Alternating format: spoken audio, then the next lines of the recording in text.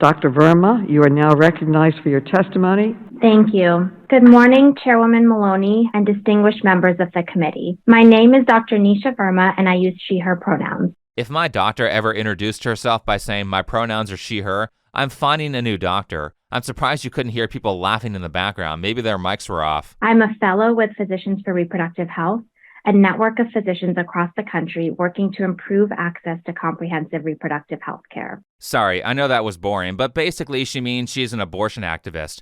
Physicians for Reproductive Health is an abortion advocacy group that media trains doctors to be public advocates for reproductive health care rights and other roundabout ways to confuse people by complicating simple ideas. I'm here today to tell you that abortion is necessary, compassionate, essential health care. Right, compassionate. Anyway, so why are we talking about this? Who is this person, Nisha Verma? Well, some of you might have recognized her from this viral clip that was taken at a congressional hearing. Do you think that men can get pregnant? I hesitated there because I wasn't sure where the conversation was going or what the goal was. I mean, I do take care of patients with different identities. I take care of many women. I wasn't sure where you were going with that. Well, the goal is just the truth. So can men get pregnant?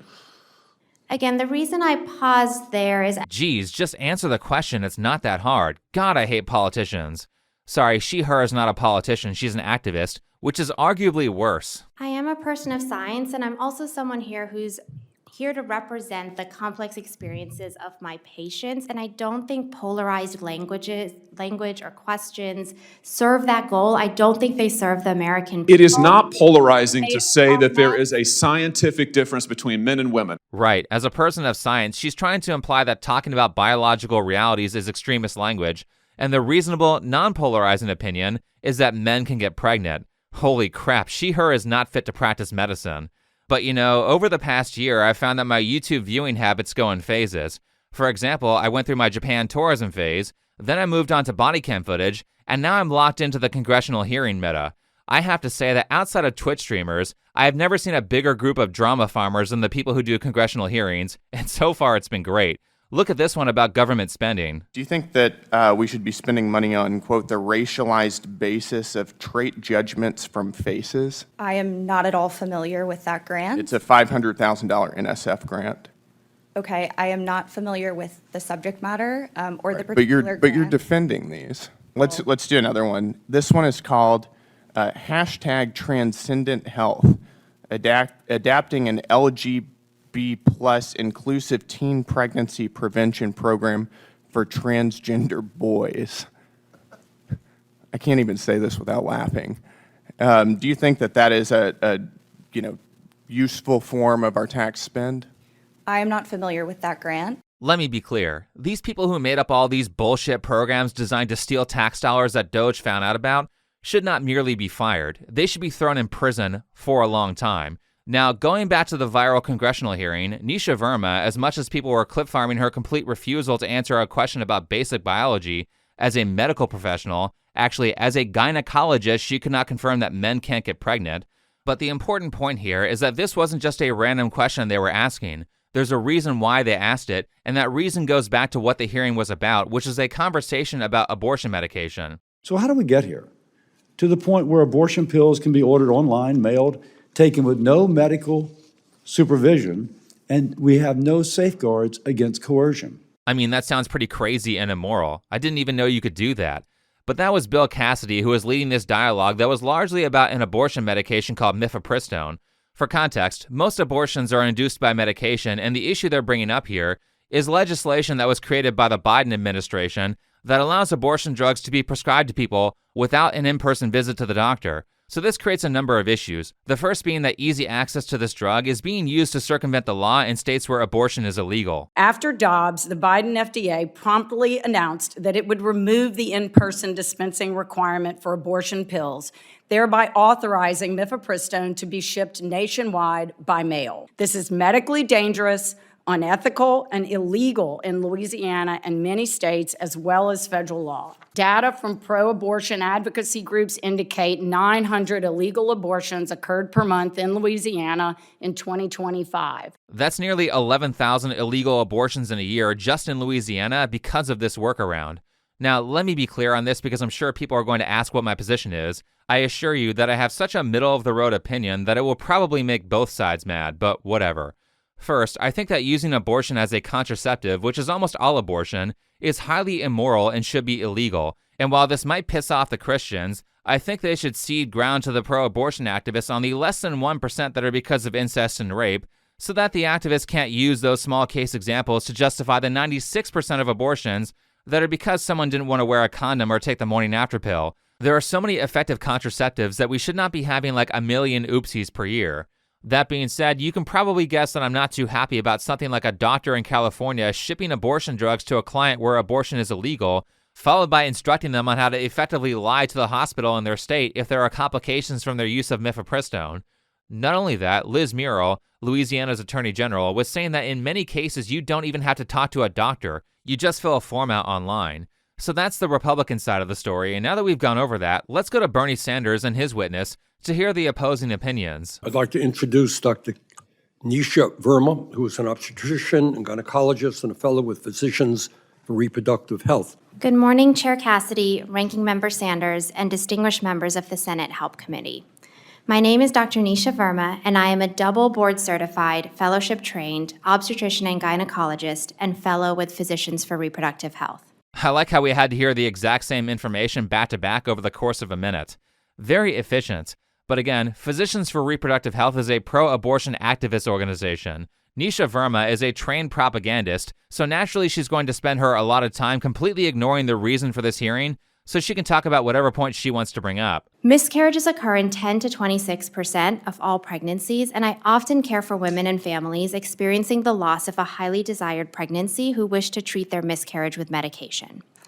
For these patients, mifepristone, along with misoprostol, speeds up the process, reduces pain, and decreases the need for additional treatments. No one was talking about that. Who is even advocating against doctors using effective treatments in the case of a miscarriage or like an ectopic pregnancy? Nobody wants that to be illegal, and while I have seen stuff from people like Illumation where she will fearmonger and lie to 4 million people about abortion laws, I have yet to see any of these people point out a state where these specific treatments are illegal. Certainly they don't do that during this meeting. My staff was able to confirm that in North Carolina, the health of the mother is an exception in which abortion would be allowed. So just to say that. Secondly, Dr. Verma suggested that in Louisiana, if somebody's having a miscarriage, that they do not have access to these drugs. That's incorrect. Specifically, it says that if somebody is having a miscarriage, there is access to the legitimate use of these drugs in compliance with the law. So that's incorrect. That being said, let's talk about something from this hearing that really concerned me. Actually, two things that I think even if you are in favor of abortion, these will disturb you. The first being concerns over safety protocol for a prescription medication that, in my opinion, as well as the opinion of many others, has an intended side effect that is lethal. I think maybe you should have to do a little bit more than fill out a form online to get this drug. These abortion drugs, category A drugs are safe, B are probably safe, C. What type of category drug are these prostaglandin drugs that you prescribe? In Louisiana now, they have been made controlled substances. But you would agree with me that these prostaglandin drugs are category X drugs? The answer is yes. They are category X drugs. Where he's going with this is that these drugs cause birth defects. Now, why would that be important in reference to telehealth phone calls? To clarify this next part, the person asking questions is Senator Roger Marshall, who's an OBGYN doctor, which means he focuses on stuff like delivering babies, so he's knowledgeable in this field. A woman comes in for her first visit, and she tells you when her last menstrual cycle was. It's pretty common for them to be off. In fact, it's very common to be off about a month. Would not be unusual. Would you agree with that? Yes, Dr. Marshall, and actually I would add to that I recently had a woman come in because she was having some bleeding and abdominal pain, and she was 23 weeks and didn't know it. Let's take a pause for a second. If you want this abortion drug, you can make a phone call or fill out paperwork with no real medical supervision and just take it. Part one of the issue here is that if you think you're 8 weeks pregnant but are actually 14 to 20 weeks pregnant, your risk of severe side effects such as hemorrhaging go up significantly. Once you get into the second trimester, the risk of hemorrhage increases dramatically. These doctors, such as Nisha Verma, know that these risks are here because they're counseling people in states where abortion is illegal on how to effectively lie to medical staff in the case that they have an adverse reaction. The only way to be super accurate about how long a woman has been pregnant during early pregnancy is to go into the doctor's office and get an ultrasound. Doctor, I'm going to come back to you. Do you think an ultrasound, seeing the patient in person, is beneficial and safe, and not doing so is below the standard of care? I would agree with that, and I'd also add that ACOG in its committee opinion says that any pregnancy that is not dated by ultrasound is suboptimally dated. Got it. So let's go further into why it's important that you have an accurate date of conception when it comes to taking a drug like mifepristone. I think you would also agree with me, doctor, that the failure rate of these abortion drugs is probably around 5% at less than 10 weeks. But the failure rate of giving it to a 14-week person over the phone, the failure rate is probably 10%. Failure rate meaning it doesn't work. That same patient calls me from home or just goes to the pharmacy and picks this drug up. They think they're 10 weeks, but they're actually 14 weeks. There's a 10% chance of this drug not working. And the risk factors associated with this X-rated drug, 5% of the babies that go on to deliver that took this drug, 5% of them have a major fetal malformation, limb deformities. So it's like they're missing fingers, they're missing digits. Cranial nerve palsies. Think of like Bell's palsy, you can't open your eyelids, you can't smile. Cranial nerve palsies, cranial facial defects, and of course premature births. So basically, not only are you at a higher risk of adverse effects if you take the drug too late, but also the baby is more likely to survive. And if they do survive, there is a huge chance of birth defects. And you know what simple action would prevent this? Requiring that patients go in and talk to a doctor if they want to receive this drug. Because you know people like Nisha Verma aren't taking an ethical stance on this. The reason they are arguing against in-person visits to get this drug is because, in my opinion, they're political radicals who want to make it easy to subvert the law in states where people have voted for abortion to be illegal.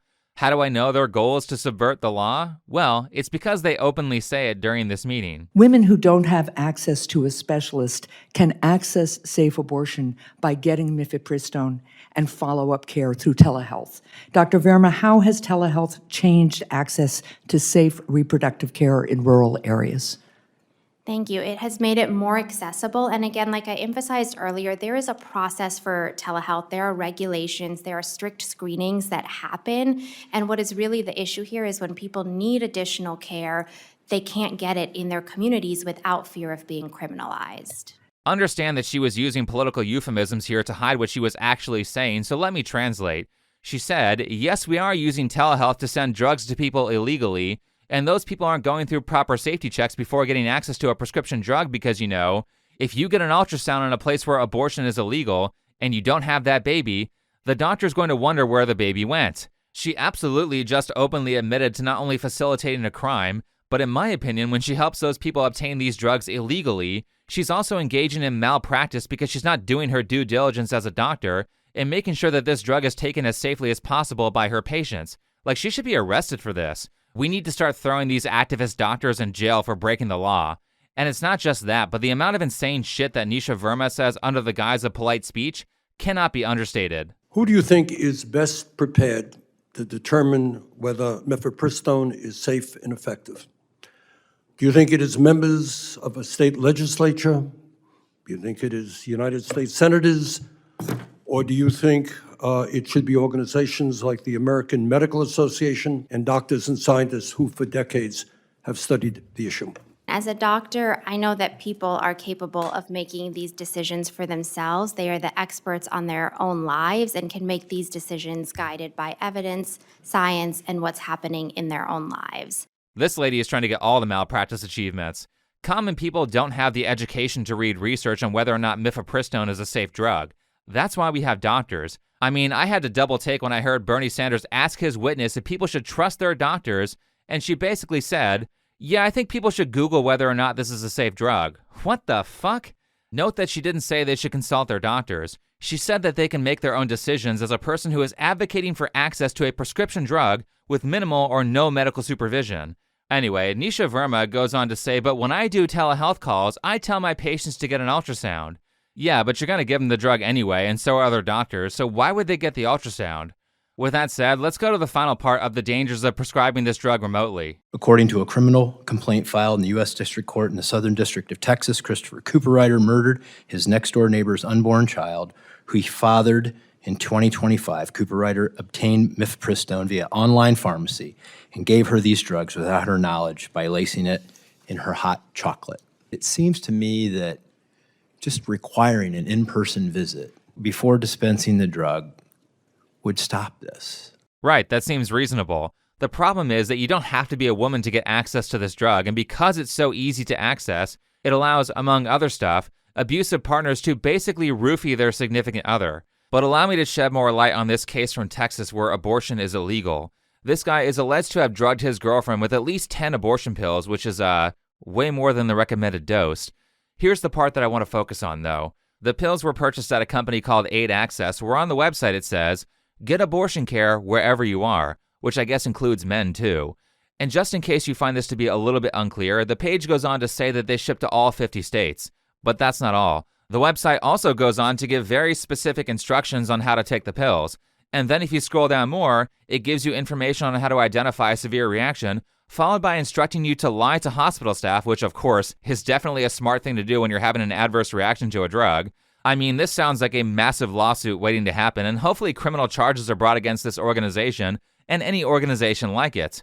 Wait, hold on a second. It says here that the pills can't be detected, so if that guy who drugged his girlfriend with an extreme dose of abortion pills didn't send her incriminating texts, they wouldn't be able to tell he drugged her? These companies don't see a problem with this? Oh look, Aid Access is actually a foreign company designed to violate American laws, so this might be an act of war. Then there are also shield laws that protect doctors when they give abortion care to those who live in states where it's illegal. So basically when they say that abortion access has been taken away, they're just lying to you. Which brings us to why the question, can men get pregnant, was asked. Ms. Verma, can men get pregnant? Dr. Verma. Yes. Right, Dr. Verma. Dr. Verma, can men get pregnant? As a doctor, give me your opinion. As a doctor, can men get pregnant? People are laughing in the background because she had said stuff like this multiple times during the hearing. Science and evidence need to guide medicine, not politics. All right, so because Dr. Verma obviously did not answer the question, the lady asked the other doctor from the Republican side and the Attorney General. I'll move on to the next one. Doctor, can men get pregnant? No. I know you're a lawyer, an AG, like I was an AG. Can men get pregnant? No. Is there any reason why men should get their hands on the abortion drug? None. And are they getting their hands on an abortion drugs? They are. So they were asking if men could get pregnant because there have been a number of cases where men get access to mifepristone and then try to secretly drug their partners. You know what would stop this? An in-person visit to a doctor. Is it easy for men to get abortion drugs across state lines? Extraordinarily. In fact, I had staff members who said, my name is Michael, how do I get abortion drugs? Would it surprise you to know that there are all kinds of organizations ready to satisfy that whim of a man to get abortion drugs? Sadly, it does not surprise me. Moving on, I gotta say that it's not like the Republicans have a perfect track record in every hearing because a lot of them certainly do some of the same stuff. But in this particular case, they had an excellent record of staying on topic, while Democrats literally did everything in their power to gaslight and not address the actual issues. In fact, I counted maybe 7 times where they went completely off topic to virtue signal and play whataboutism games. And I just have to say, I'm really tired of Republicans pretending they care about protecting women when all they mean is taking away women's ability to make decisions about their own bodies. If they really cared about protecting women, they'd care about the fact that this administration has elevated people who shield alleged sex traffickers like Andrew Tate. What the hell does Andrew Tate have to do with doctors prescribing abortion drugs over the phone? I mean, this shouldn't be allowed. You should be held in contempt or reprimanded for wasting people's time like this and distracting from the issue that the hearing's about. Every time this woman spoke, she had to fling shit at people instead of actually discussing the topic. Then we have Dr. Verma here talking about how illegal she get free health care. My patients are at risk because of restrictions on abortion care and cuts to Medicaid. They are at risk because of decreased funding to clinics that provide preventive care and cancer screenings, and fears about whether they can safely go to the hospital based on their immigration status. Right, we want to make sure that we give free health care to illegals so they can have their anchor babies here. Don't worry, Dr. Verma. I don't think that particular group is concerned about abortion, at least with the first child. Now, outside of that, in a world where everyone's blackpilled and thinks nothing will ever get done, actually a lot has gotten done in the past year, but for people who think things are hopeless, note that an important strategy has been highlighted here. These politicians and doctors can go back and forth on their opinions on mifepristone, but what actually worked was embarrassing the shit out of that activist doctor. She will now be known as the gynecologist who thinks that men can get pregnant, and this ruined her credibility, which will, in effect, prevent new people from adopting her ideology. This isn't the only time that I've seen this tactic of farming a relevant, stupid belief that your opponent can't speak out against. Andrew Wilson used it against a Muslim that he was debating. Your entire argument is on the basis of IQ. You haven't said, you just say, oh, marrying your cousin, effing your cousin, that is degenerate. On the basis of what? It's not on the basis of your Bible. It's just a degree.